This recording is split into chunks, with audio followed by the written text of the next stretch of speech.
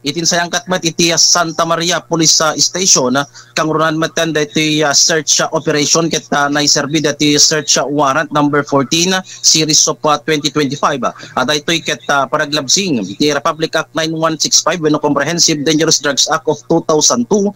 kontra ken dati mismo tawen ti 50 ket 2 dati ket manalon nasawaan nga tinadakamat nga ili ket babaen iti Santa Maria Municipal Police Station kadwada iti Santa Cruz Maritime Law Enforcement Team wenno Emblet nga nakabase di San Esteban ditangin sayang gatda iti operasyon keta bay ti paragsukimat da iti uneg iti pagtayngan dito nga naalaan da wenno nakakita da iti maysa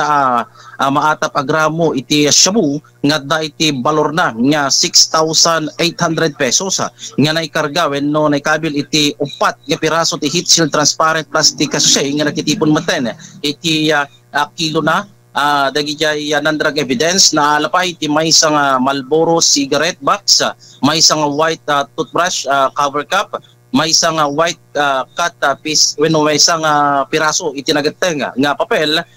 duang strips iti aluminum foil. Daytoy nga inventaryo ket namarkaan maten in front maten dagiti presensya, dagiti witnesses kena syempre daytoy suspect ket kalpasan iti dayta kaya pinirmada iti black and white na ikabil lagi jay nagdagat da kang Ronald Meten lagi tayo witness kaya na siyempre dati suspect na basaan ti Miranda rights na ipamediko legal at yagdama at da isunan iti Santa Maria Municipal Police Station kaya tamanamnama mapilaan da ito'y iti kaso. Para kapingsan na radyo ti Locanja, DWRS Komando Kabarangani Komando 22, Albert Dofredo.